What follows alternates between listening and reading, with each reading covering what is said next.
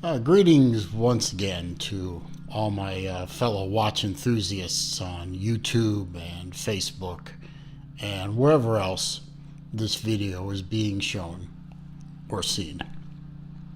It's me, Celine Driver, again, doing another one of my Watches for Life videos. This will be number 6. I finished up on the Watches for Life mini series of what to take with you. I thought it turned out pretty good for an amateur guy with a iPhone camera and nothing better to do. Pardon me. I thought I would dedicate number 6 to a topic that came up while I was looking at all my watches for the mini series of what watches would I take with me on a trip or vacation. And I noticed something. I have a lot of watches which you could classify as, say, conversation starters, maybe a little weird looking, maybe one or two of them border on the bizarre. Watches that are outside the normal look of a watch. And I thought, that's a pretty good idea for a video too. So I grabbed the ones that I thought in my collection would qualify. I have a couple of three quartz watches back here, and three automatics. Two of them are from Zelos. These two. That's no dig on Zelos. One of the reasons I love Zelos so much, and that I own 11 of them, is the designs are different. They're bold, and they speak to me. But even among my Zelos, I have a few that are more bold than the others. The Makos would probably be what I would consider to be the more tame watches. The Hammerheads and the Abyss watches, which I have here, they definitely qualify. So, what I have here, I have a Radius. I mean, it's not terribly outside the realm of unusual watch. I don't consider this to be a bizarre watch by any sense of the imagination, but it is a little different in the fact that it uses a lot of color in the dial. I mean, just look at it. You've got red, blue, black, white, yellow. A little part of that looks a little orange to my eye, but maybe not. Or it might be red. And the big bold numbers on the face, and sort of to me it looks a little bit carbon fiberish dial, even though I know it's not carbon fiber. I don't believe it is. It's just an unusual look to it.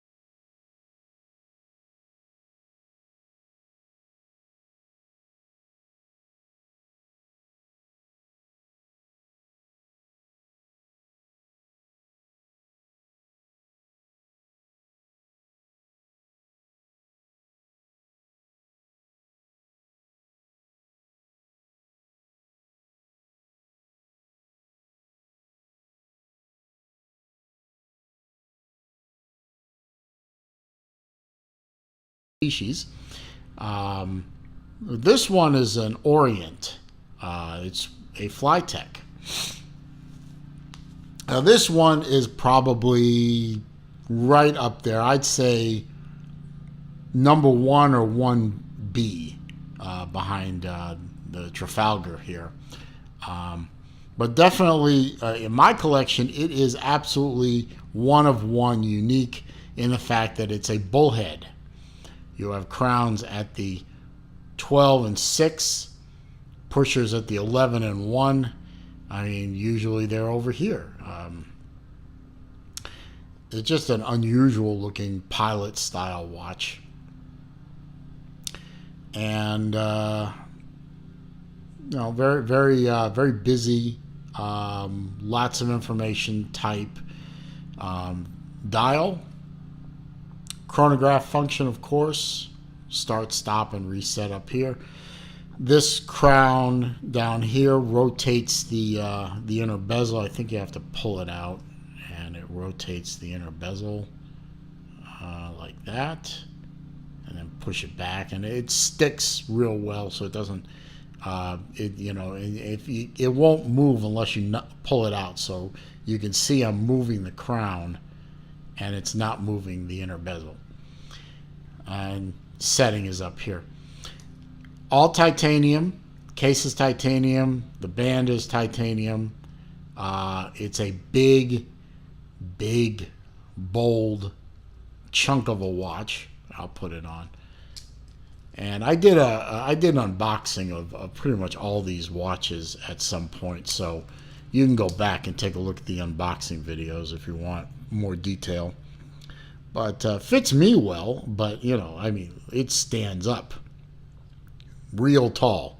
You're not wearing this thing with a long sleeve shirt. You might wear it with a jacket, but you're definitely not wearing it with a long sleeve shirt. The only other thing about this, and I've mentioned it before, is this came from Brazil.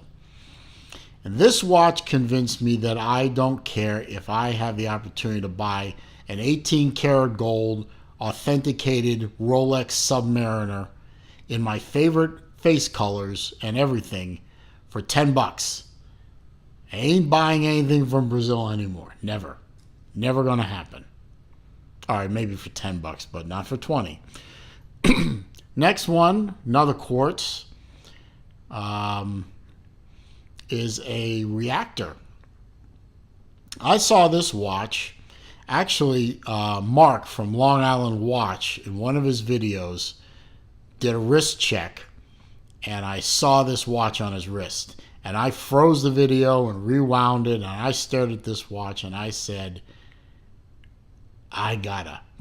I gotta. And I searched not long, believe it or not. I found one almost immediately on eBay and grabbed it. And unfortunately, it didn't quite fit. It was like one link too short. And I had no luck finding one of these very unusual links. And I thought I was going to have to lose this beautiful bracelet. And I called Reactor.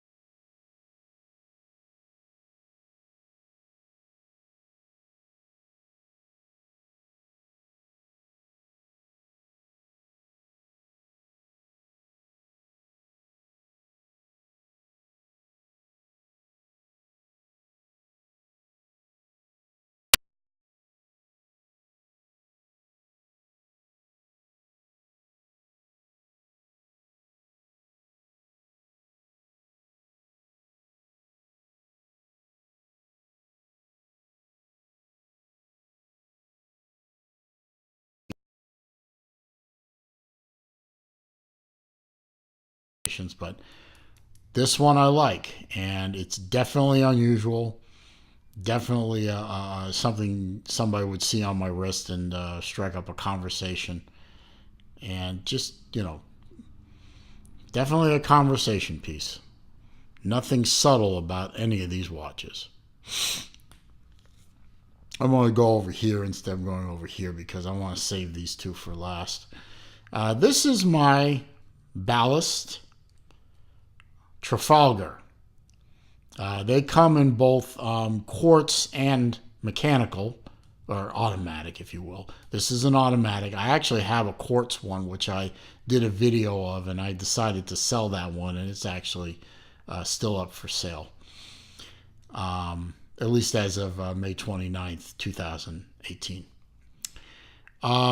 Definitely the most unusual watch I have in terms of the way it works. And ain't nothing subtle about that band. I think that's a 22 band. Does not taper. Monster buckle with the shape of a Trafalgar class sub cut into it. I think that's Trafalgar class. And it is definitely unusual in the way it works. The way it winds is the bezel. The bezel winds the watch. And this bezel is tough. This is a stiff bezel. It only takes about 10 half turns to keep this thing going for a day or so. I actually sent this thing back to Ballast in Utah, their service center, because I thought the bezel was broken. And I thought I was so hard to turn that I thought I was tearing the watch up inside. But it turned out it was fine. They loosened it just a little bit without compromising the water resistance, they said. And they sent it back. And it's been better ever since. So you wind from the bezel, which is a unidirectional bezel. But you have what looks like a crown down here. It's actually not. It's a screw down protector for this pusher type thing, but it's not a pusher in the traditional sense. When you push this thing out, when you click it once, watch right here, you click it and that moves. And now you can adjust the date forwards by turning it. I don't want to do it, and if you push it again, watch the little button. You push it again, it comes out even more, and now you use the bezel to adjust the time. And it's even a little stiff here, but adjusting the time. You need a lot of effort to move this thing. And then when you're done, and you can see it's not hackable. You can see that. But when you're done, you push this thing flush, and then you screw this thing down again. The whole thing looks submarine-like. It looks like a big portal. This thing looks like a submarine-type control valve kind of thing. The whole thing is built on a submarine theme. And it's just a bold, bizarre-looking watch. Not bizarre in the negative sense, but, it's not conventional. And that's what this video is about, the unconventional. And now we have two Zelos. We have a Hammerhead, and we have an Abyss. Yeah, Abyss. Actually, this is an Abyss 2. Very unusual. I'm going to take the Abyss first here. I'm going to put this down. The Abyss, also built on a nautical theme. I think this is meant to look like a steam gauge on an old steam engine that you find in the bowels of an older ship. Or maybe a big portal that's been, or whatever. But very nautical in the way it looks. And it is huge. This is probably vying for the thickest watch I own with the Flytech. Flytech might arguably be just a little thicker, but that domed crystal sort of makes up for it. But definitely not a long sleeve shirt watch. Two crowns. This one rotates something. I forgot what, it's been so long, I forgot what this thing does. Let's find out together.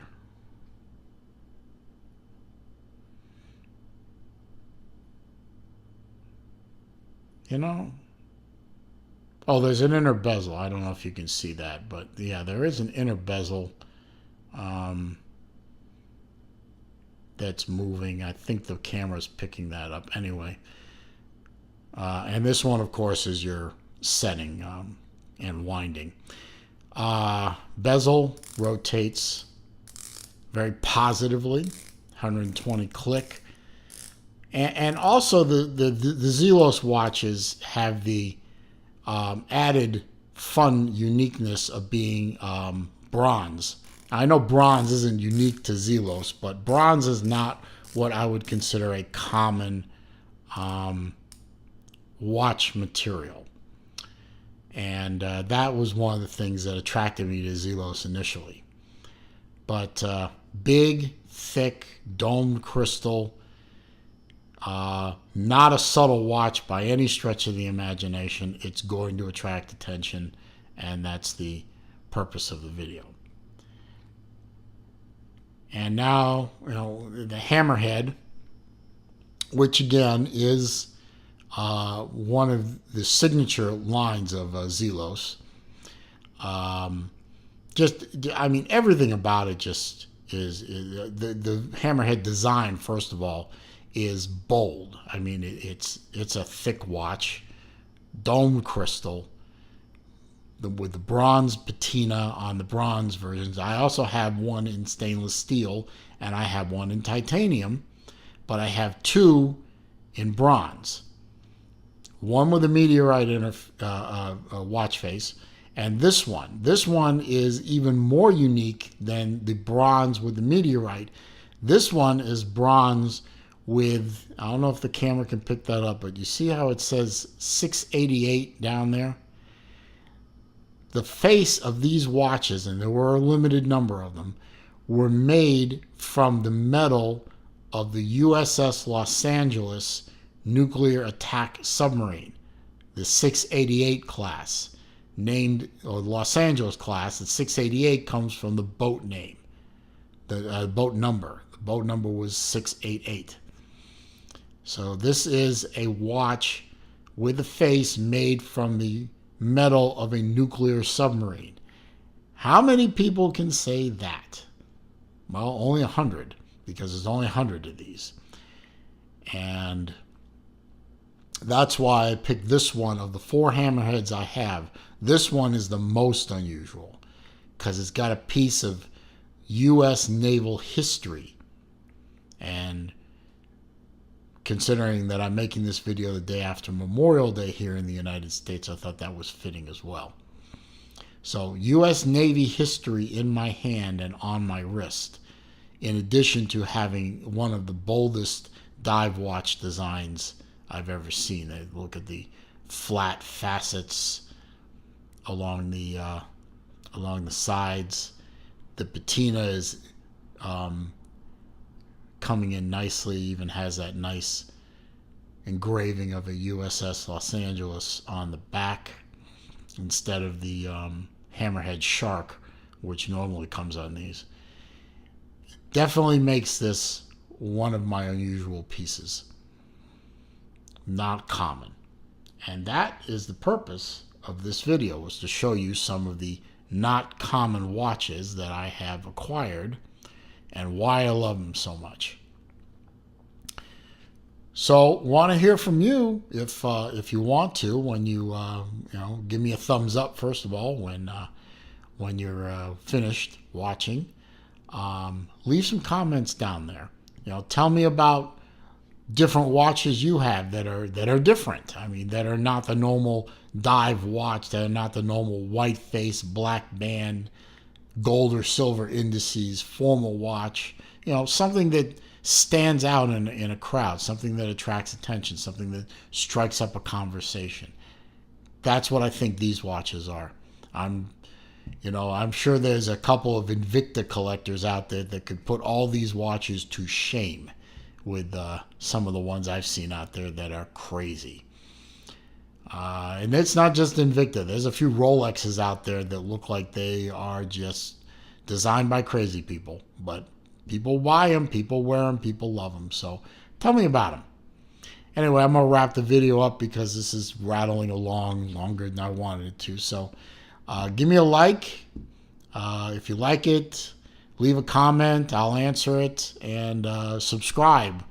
And don't forget to click the little bell to be alerted when I post more videos, because I got more ideas. I'll talk to you in the next one.